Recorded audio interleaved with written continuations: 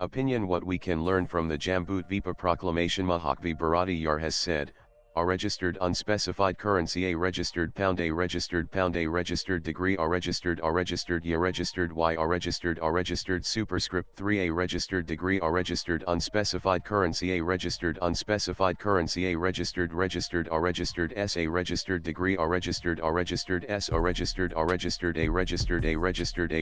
degree, a registered pound, a registered degree, a registered superscript 2, a registered unspecified currency, a registered unspecified currency, a registered Lord of the Worlds.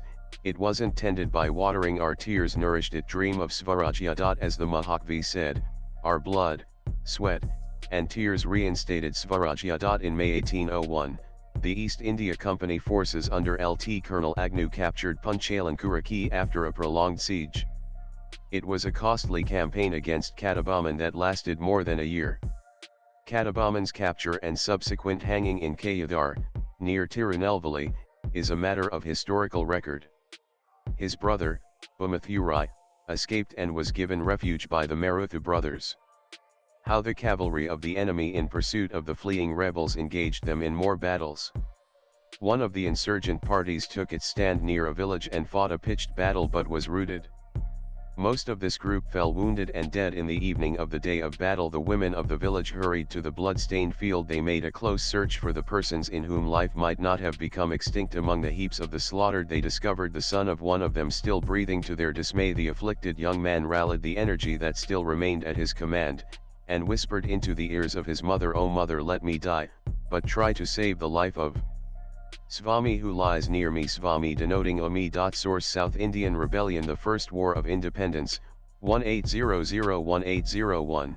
Professor K. Rajayan. History records that the mother complied with her dying son's wishes, carried Bhumathurai to her village, nursed him like her own son, dramatically saved him from the company army, and played a significant role in Bhumathurai reaching Kamuthi on 28 May 1801. In October 1801, Kali Arkaval fell, and the Maruthu brothers were captured and hanged. While their entire family was exterminated, Chinnamaruth's favorite son, Duraiwami, was exiled to Prince of Wales Island, Penang, Malaysia. Duraiwami was 15 when he boarded Admiral Nelson, the ship that transported the rebels.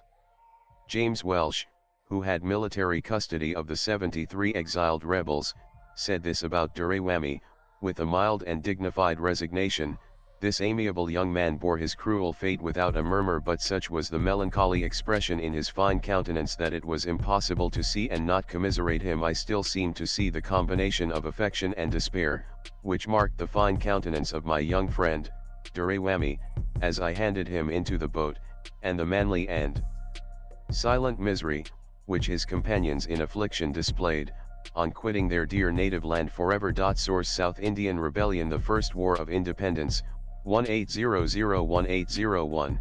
Professor K. Rajayanani's what made a 15-year-old Duraiwami bear his cruel fate without a murmur? That feeling, the burning desire for Swarajya that everyone in Jambudweepa, India held, is perfectly summarized in the famed Jambudweepa Proclamation by the Maruthu Pandayar brothers. This is one of the overlooked chapters in Indian history.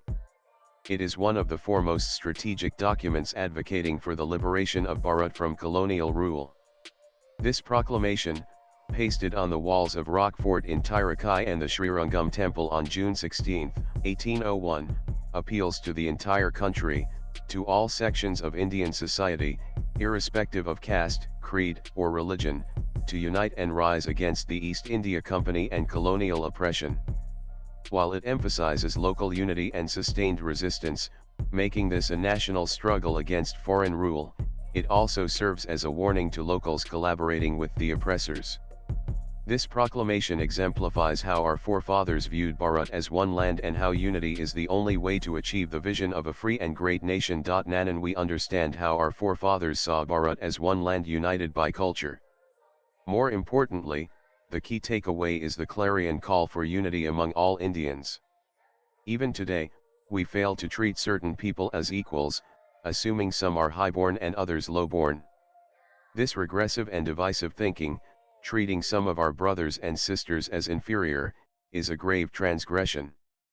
On the anniversary of the Maruthupundi Yar's Jambudweepa Proclamation, let us pledge to ensure access to water sources, temples, and cremation grounds for all our fellow citizens. As the proclamation states, it is certain that the man must die till he may live 1,000 years.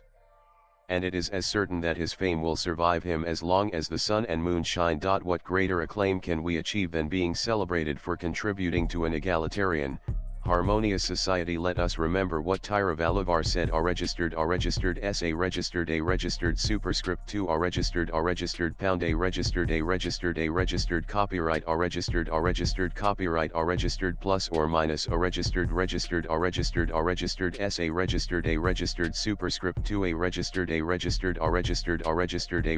plus or minus, a registered unspecified currency, a registered unspecified currency, a registered superscript 2, a registered 239. Swipe left for next video. Behold, the land burdened by an inglorious people, its riches, even once renowned, will diminish. The curl or the maxims of Tiruvalluvar by VVSAR. Raja Bharadwaj is a marketing communications professional who is currently working with a leading technology multinational company. He is an avid reader, a history buff, cricket player, writer, Sanskrit Dharma Sastra student. Views expressed in the above piece are personal and solely those of the author. They do not necessarily reflect News 18's views. Latest blogs.